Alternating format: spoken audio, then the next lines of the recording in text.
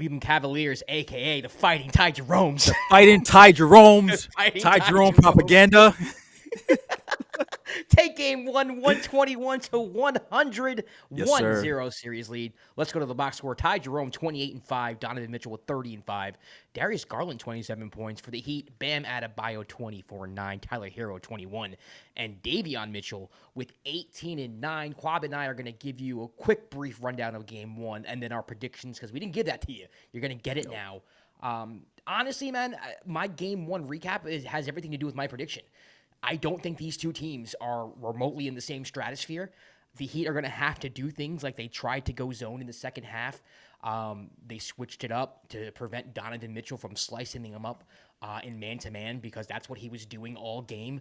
You go zone to kind of just throw a wrench in there and see if Cleveland can execute. And they did. They ended up doing so. I mean, to give the Heat credit, this was a pretty close game, a relatively close game up until maybe like early, mid fourth quarter. Ty Jerome went nuts. Darius Garland came in, hit some huge threes. I thought Donovan was excellent today. I thought Jared Allen was fantastic, especially early on the boards. The Heat, to be honest with you, I thought they played as well as they could possibly play. I don't think the Heat played a bad game at all. Duncan Robinson played well. Bam Adebayo had a good game. Tyler Herro, I mean, he wasn't like 30-point all-star Tyler Herro, but I don't think he played bad either. I just don't think this is two teams on the same level. The Heat are arguably the worst team in the playoffs. No offense to Heat culture. It just is what it is. You backdoored into the playoffs, and now you play a Cavs team that is championship contenders, and I think the Cavs reminded everybody today that there's levels to this and that you should be taking them seriously as championship contenders. Yeah, I agree with you with what the Heat would have to do in order to, I guess, win this series is just kind of throw different like wrenches in the game plan with the zone and all that. The problem is that the Cavs can beat you in different ways, as you can see with Ty Jerome going off. Sometimes it might be DeAndre Hunter. Sometimes it might be the bigs. Like Evan Mobley didn't have statistically a good game, but there are many games he's the best player on the court. Yeah. And if you run into that, it's like that's why they've been the best team in the East all year because they have so many different ways they can beat you, so many different type of offenses they can throw at you. On the Heat side, I'll say this. Also, for them to have a chance, they need, I guess, everybody to be playing at a very, very high level, and that includes players like Andrew Wiggins, who's he had an okay Pedestrian. game. Pedestrian. Exactly. He can't have a pedestrian game against a team like this. Like he will need to be like that aggressive player that shows up like once in a while. They're gonna need a more consistent effort from him for this not to be like a sweep, or it's gonna end up being a sweep. Going into this game, I thought like where the Cavs might have a little bit of a problem is that, and I said this before, like they usually start off slow a lot in games, and that's why a lot of times Cavs fans, you guys talk about the Cavalanche that happens when they kind of go on this crazy run. So it usually happens in the third quarter. It's because you're down, but this throughout the course of the game, it was a close competitive game. The Cavs kind of just sustained the lead and was able to put it away with how Ty was playing, and they need to have this same type of attitude where you can't take like possessions for granted, teams for granted, even though like they're like you said, they kind of snuck into the playoffs. You can't take any team for granted because if you have to build up these what's the right word I'm looking for? You have to have this consistent type of effort regardless who you're playing because when you end up facing a better team, you can't start off slow. So. Right. Yeah, it was. I mean, it was kind of like I think what we both expected from a game one, especially a home game for Cleveland, for them just to win as well as they did. Yeah, I mean, Spoelstra's going to have to do things like he did. Like the zone legitimately gave the Cavs some problems in the second half a little. Miami was able to come back. It didn't make them super uncomfortable. I thought they got good looks. They just weren't hitting shots at first. And Ty was the one who just got things going in the second half. He had a solid first half as well, but the second half, he really just took it to another level and just took over the game. Ty Jerome took over this game. And what a luxury to have a bench player who can literally take over a game.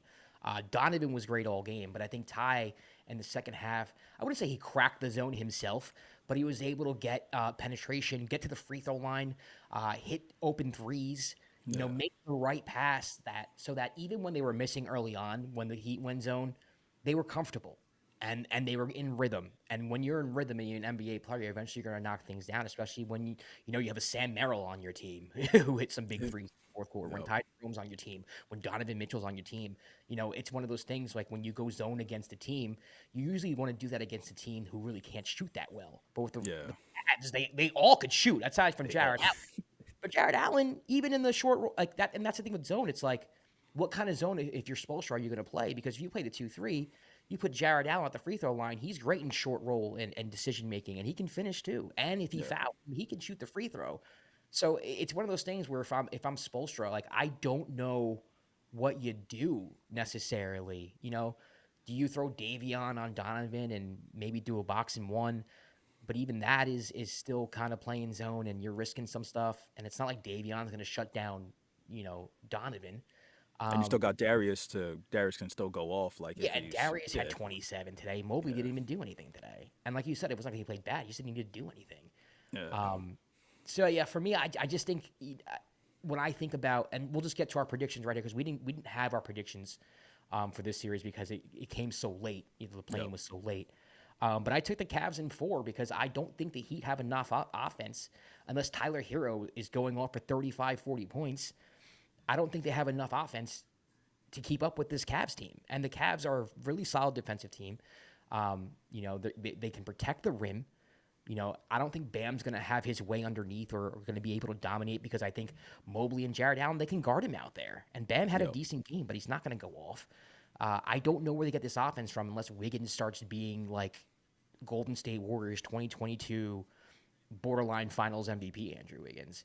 And I don't think they can guard the Cavs. They can't guard him man-to-man. So, and it's not like the Heat are a bad defensive team. They just don't have enough. They don't have enough play. They don't have the talent. They don't have the talent to guard as deep as the Cavs are. Like I said before, this is the deepest Cavs team I think of all time. Obviously, it's not the best Cavs team of all time. You got to win the championship to do so, but the deepest. This team goes so it's ridiculous how many players they can throw at you. And So you're saying that he would have a chance? The Heat, in my mind, is if Spoelstra just throws some crazy defensive schemes that just like Kenny Atkinson and the Cavs just can't handle, and I don't see that happening. I think the Cavs are too good.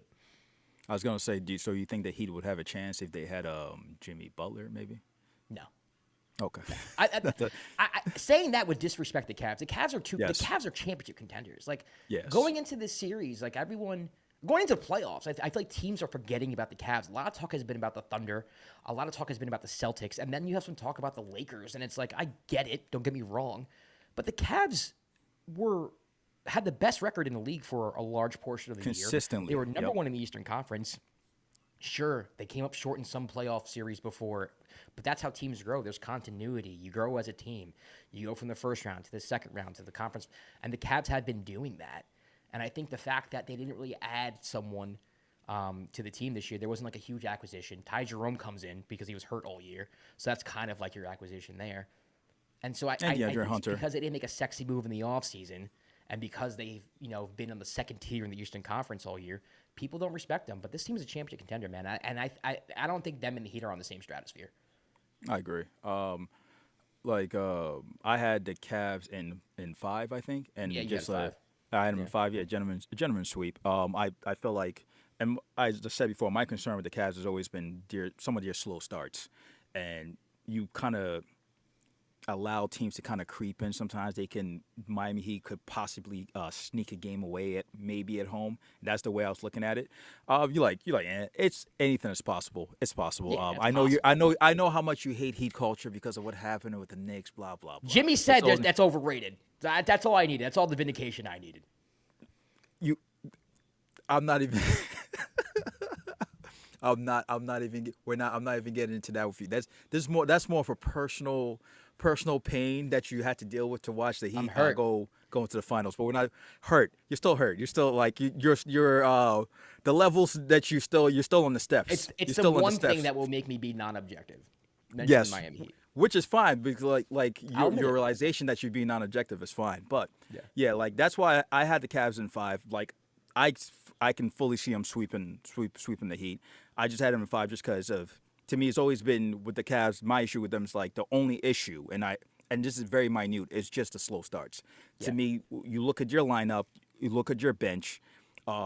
like you said, technically the only addition in the offseason was Ty Jerome because he's healthy, and then adding DeAndre Hunter, that great trade. Like Yeah. that's the move. We were both like, damn, that's a perfect fit. Yeah. That's a perfect fit. So with them, it's like, yeah, I fully believe like they should sweep this or win in 5. They're the better team. They've been the best team in the East all year, and I think people are still stuck on the Cavs of previous years and like how they lost previous playoff series. So they can't get on board with them being the championship contender. They're a championship contender. They have one of the more complete teams in the playoffs right now. Also, the other thing I was going to ask you about looking at the Heat. I forgot like what happened to Jaime Jaquez. Like I just does he I doesn't have no idea. he doesn't I get don't- any. honestly, I didn't watch enough Heat basketball this year to even like evaluate. even them. comment on we that? do an Okay. NBA podcast, and Kwab. If I'm just being completely transparent with the audience, we'll watch the better teams in the league, like the Cavs, like the Thunder, like the Rockets, like the Knicks, like the Celtics and Lakers. Like those are the teams we kind of keep tabs on. The Miami Heat just never really crossed my radar. I watched a few of their games just because my dad lives near Miami. I've been to a Heat game. Like I've been The Heat Pacers. yeah, so Yeah. So it's just like he checked in the game at like the end of the game. I was just like, yeah, again, this is far off. I guess it's more if any Heat fans watch this and they see this. It's just funny to me to see somebody like Jaquez not getting any playing time. it's Or, like Duncan Robinson. Duncan Robinson didn't get playing time for a year and a half. Then he comes back and he's part of the rotation. So He's part of the I don't know, rotation. man. I don't know. No, there's there, but like my whole thing was like just see him not barely getting any playing time, and like I think he was one of the holdovers in the Heat not wanting to like trade for Dame, Yeah, he was. and he was like right, and this this in turn kind of technically led to like Jimmy just asking out. Like it's one of the I believe it's one of the reasons Jimmy ended up asking out, and the Heat are kind of in this state where they're like basically not one of the best teams and not one of the worst teams. They're like team playing. Yeah. And it worked a couple years back because they had like a Jimmy Butler. Yeah.